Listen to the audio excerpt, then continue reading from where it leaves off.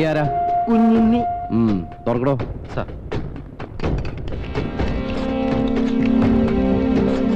നല്ല സ്നേഹമുള്ള സാറാണെന്ന് തോന്നുന്നു. ഇവിടെ വാടാ. ഐശ്വര്യമായിട്ട് തുടങ്ങിയാട്ടെ സാറേ. ഒരുപാട് പേരുടെ കയ്യൊപ്പ് പതിഞ്ഞ മുതുകാണ്. എന്റെ മുതുകത്ത് കൈവച്ചവരാരും ഇതേപോലെ മോശമായി പോയിട്ടില്ല. ഇവനാള് കൊള്ളാലോ. എന്താ എന്റെ വകുപ്പ്? മോഷണോ സാറേ? നോണയാണ് സാറേ.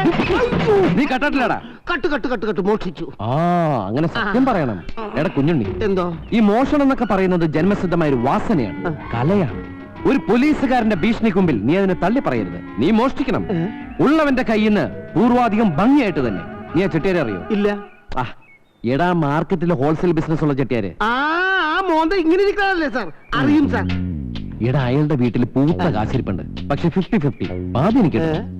അപ്പൊ സാറ് കള്ളന് കഞ്ഞി വെച്ചവനാണല്ലേ? അല്ല, കള്ളനെ കൊണ്ട് കഞ്ഞി വെപ്പിക്കുന്നവനാ.